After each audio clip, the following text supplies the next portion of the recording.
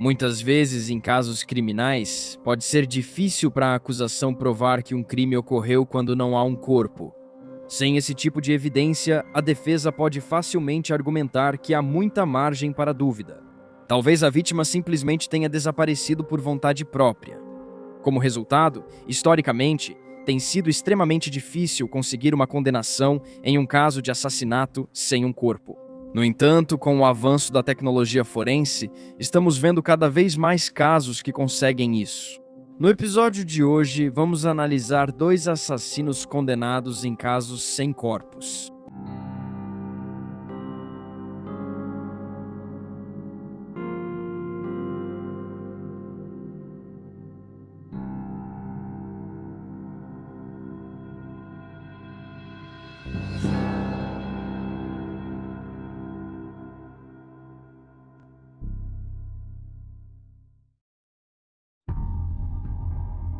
Kinande Bennett, em 29 de setembro de 2002, Vartasha McCullough informou à equipe do Kmart que sua filha de 4 anos, Kinande Bennett, estava desaparecida.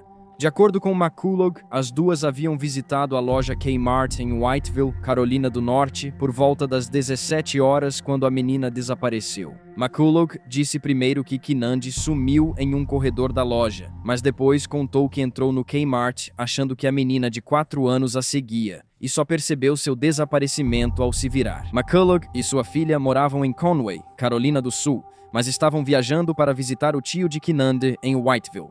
Apesar de ligarem para os serviços de emergência, os funcionários notaram que McCullough não queria isso. A polícia local imediatamente começou a procurar na loja Kmart e na área ao redor, mas ficou desconfiada quando não conseguiu encontrar nenhuma testemunha que tivesse visto McCullough com Kinande. Embora houvesse câmeras de segurança na loja, não havia sinais da menina de 4 anos nas imagens. Na verdade, os investigadores não conseguiram encontrar nenhuma evidência de que a jovem garota sequer tivesse chegado ao estado. Ninguém, exceto seus pais, McCullough e Ed Bennett Jr., que usava o nome Kevin, a tinha visto nos 2 dias antes de seu desaparecimento.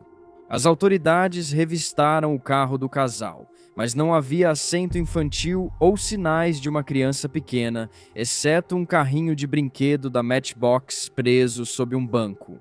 À medida que os policiais começaram a duvidar mais da história de McCullough, foram procurados por outras testemunhas da cidade natal do casal, que afirmaram ter visto Kinande com hematomas no ombro e no rosto poucos dias antes de seu desaparecimento.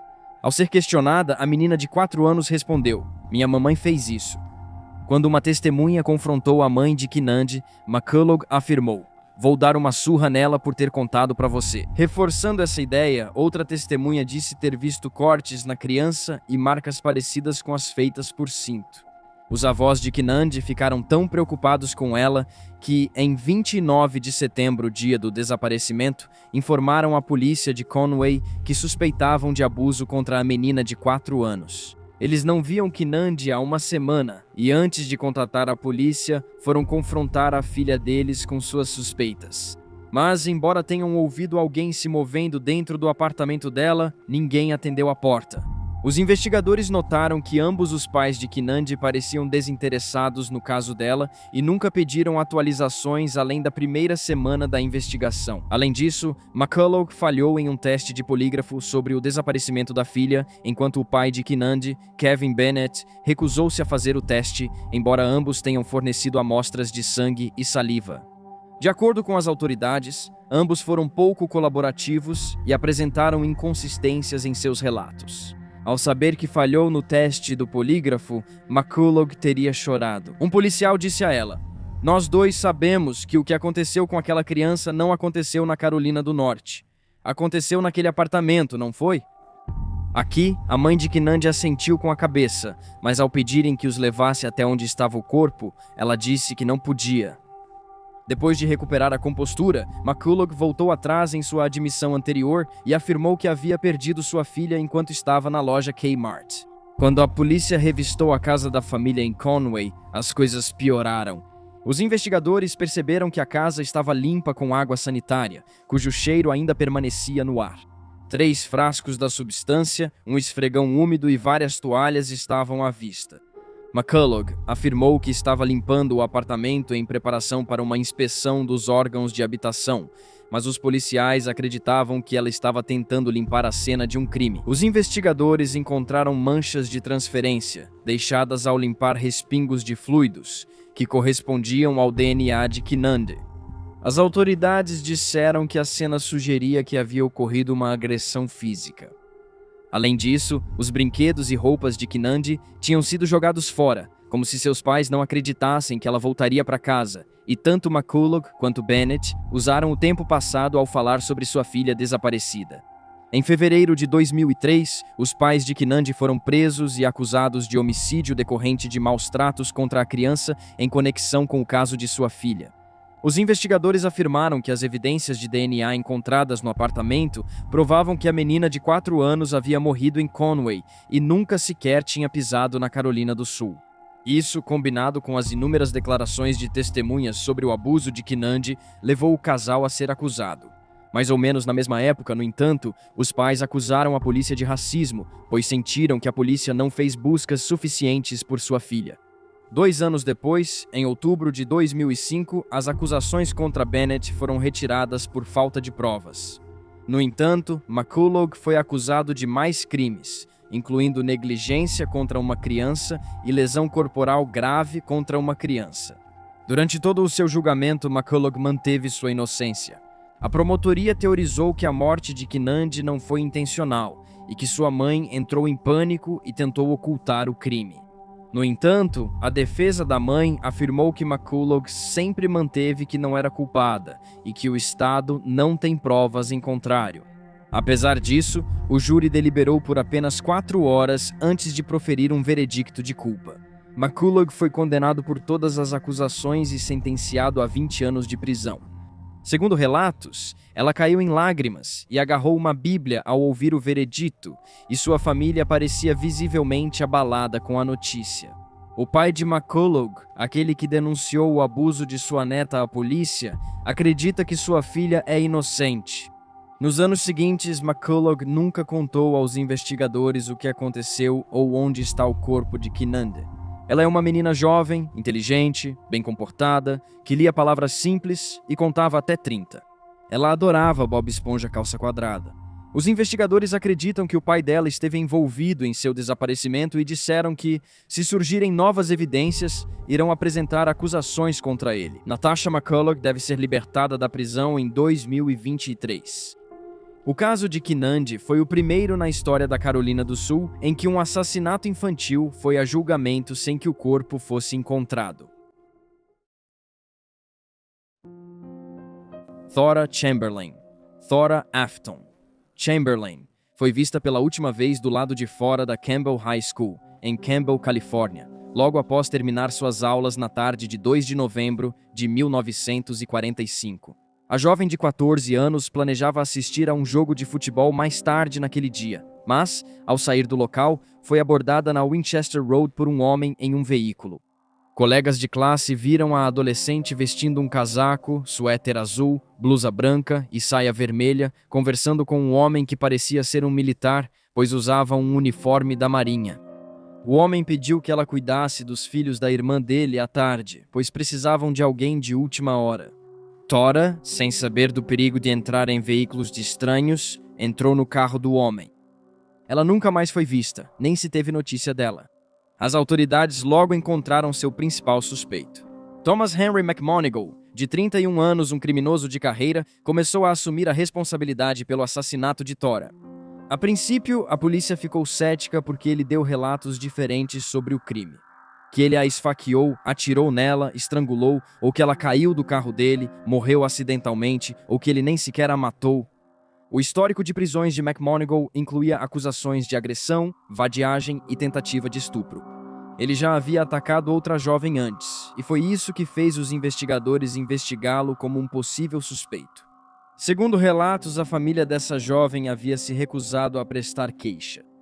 Após virar principal suspeito do sumiço de Thora Chamberlain, McMonigal fugiu para a casa do pai em Illinois. No dia 6 de dezembro, ele retornou à Califórnia, pegando um ônibus para São Francisco. Ele tentou tirar a própria vida no ônibus. com uma overdose de remédios para dormir, mas logo se recuperou após ser tratado em um hospital. Imediatamente após receber alta, ele foi preso pelo FBI. Colegas de classe de Tora o reconheceram como o homem no carro conversando com ela. Em determinado momento, ele afirmou que simplesmente pediu informações para ela e que eles dirigiram juntos para que ela pudesse mostrar onde ele queria ir. Ele disse que depois ficou sonolento e parou o carro para dormir, e quando acordou, Tora havia desaparecido. Logo foi descoberto que McMonigle não era um ex-militar, mas sim que ele havia roubado um baú de um deles, que continha roupas da marinha e medalhas militares que ele foi visto usando no dia em que Tora desapareceu. O baú foi recuperado na garagem da casa dele. Mais tarde, o homem de 31 anos contou às autoridades que havia atirado na adolescente acidentalmente enquanto ela estava no carro e que ela sangrou no estofado.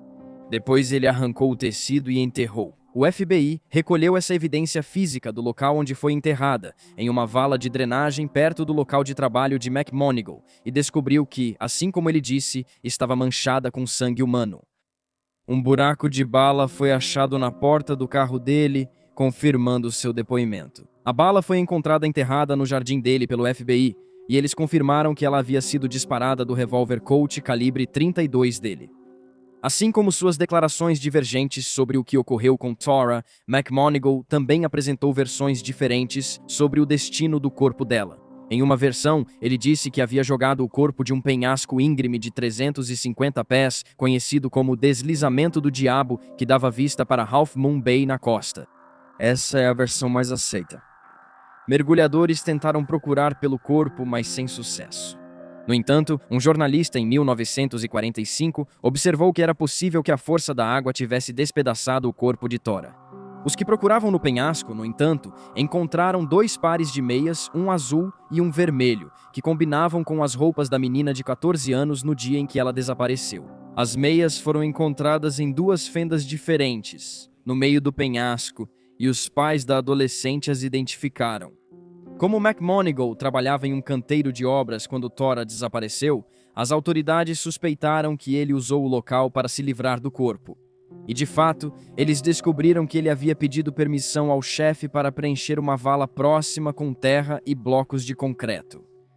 Debaixo dos entulhos, os investigadores encontraram os sapatos de Tora, livros escolares, papéis, uma pasta e seu chocalho. McMonigle contou às autoridades que as roupas dela estavam enterradas em seu jardim, mas uma escavação lá não revelou mais nenhuma evidência da garota de 14 anos desaparecida. No final, embora o corpo de Tora nunca tenha sido encontrado, McMonigle foi acusado pelo assassinato dela. Os promotores teorizaram que ele a matou depois que ela recusou suas investidas e que ele jogou o corpo dela do penhasco, de onde foi levado para o mar.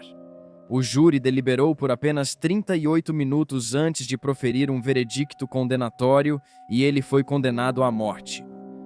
Embora o homem de 31 anos tenha afirmado ter matado 11 pessoas, as autoridades não buscaram novas acusações, já que ele seria executado de qualquer forma. Em fevereiro de 1948, McMonigle foi executado em uma câmara de gás. Pouco antes de morrer, ele retirou todas as declarações anteriores e afirmou que era inocente e não estava envolvido no desaparecimento de Tora. E aí estão os fatos. Por favor, deixe um comentário aqui embaixo com suas próprias teorias e especulações e lembre-se de curtir este vídeo e se inscrever para apoiar o canal. Você pode nos apoiar no Patreon e concorrer para ver sua cidade natal em destaque em um episódio futuro de Cold Case Detective. Obrigado por assistir. Fique atento, fique seguro e até a próxima.